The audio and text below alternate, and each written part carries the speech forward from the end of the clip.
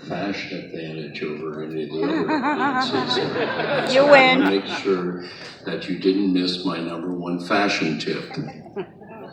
Get yourself a guitar. You don't even have to learn how to play it. Just wear it around all the time. It makes everything else you got on look that much more interesting. Guarantee you'll be the life of the party, even if you don't learn to play a lick.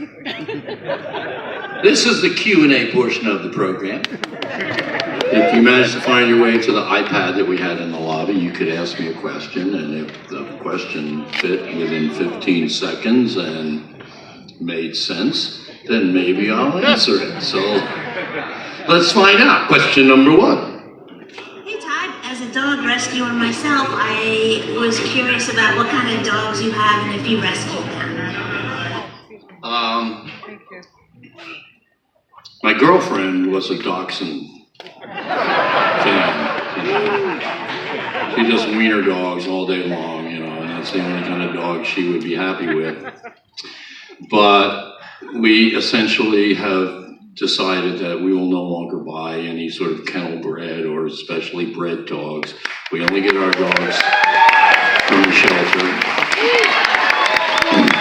Thank you, And Todd. so at this point at home I have 3 dogs, they're all shelter dogs, but we have one non-shelter dog, which my girlfriend found like down at the beach, like all like on the verge of death. And then she brought it home and made it a personal mission to make sure this dog did not die. And Lord knows it's still alive. Thank you, Michelle. So anyway, we're all about the shelter dogs. Yeah, I enjoy watching the Westminster Dog Show, but I would never want to have to care for a dog to that degree. God. Hey Todd, happy birthday, brother. Love listening to you play guitar. I was just wondering who some of your guitar influences were. Well, if they weren't obvious enough. When I started out playing guitar, there was not like a whole lot of guitar playing models that you could follow, but the Beatles, amongst all the other things that they did, they made sure there was a guitar solo in every song. Pretty much every song had a well-crafted guitar solo, so I thought, this is great, finally somebody's giving the guitar a little attention. And so I guess the first kind of solos or anything like that I learned would have been probably songs from the Beatles catalog. Although the reason why I got into the guitar was the Ventures' Walk Don't Run. I know anybody under 50 is saying, well, but in any case, that inspired me to get into the guitar. And then when I started to get serious, I started learning George Harrison's licks, but then when I discovered the Yardbirds, things went boom! Because the Yardbirds was a guitar factory, guitar player factory. They produced Jeff Beck, Eric Clapton, and Jimmy Page. And so I started first with Jeff Beck, and then I got really hung up on Eric Clapton. Jimmy Page is too sloppy for me.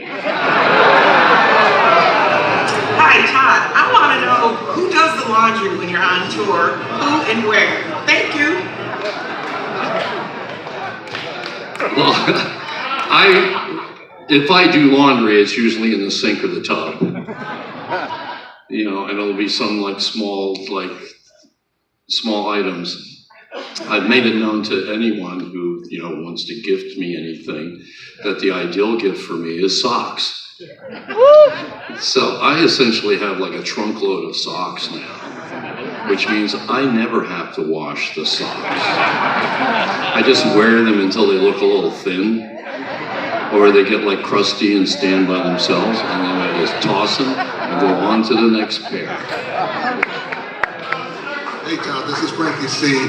I just wanted to know what it was like to engineer, produce, write the whole album, how satisfying that was for you, and anything for that, how it came out.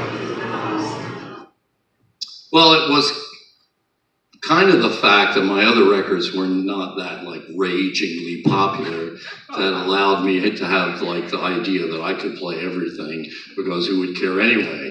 So I really did enjoy it. It was a memorable part of my life when I made that leap and tried to play everything myself, and I learned a whole lot doing that. Like, you don't play the piano first and then try and play drums to it. Play the drums first and then play piano to the drums.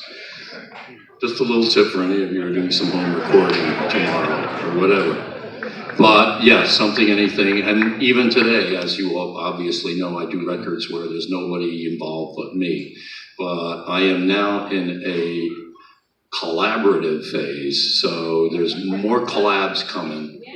As much as I enjoy making music by myself, I just as much enjoy making music with other people, and when they give me an unexpected idea, I really like it. So that's what you can expect in the near future. Hey Todd, you were my boyfriend in the 70s, but I dumped you for Rick Wakeman. And I was wondering, since you're in town, would you, Michelle, like to come over for a pasta dinner?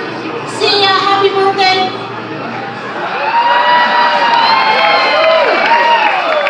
That was a very strange setup for a pasta dinner. Well, you're not Rick Wakeman, but enjoy.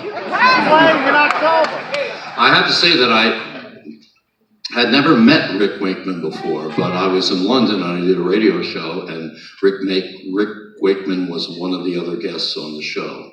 And he's an incredibly funny, charming guy. You know, no matter what you think about, you know, like the history of Yes, or, you know, that he looks like a Wookiee or anything like that.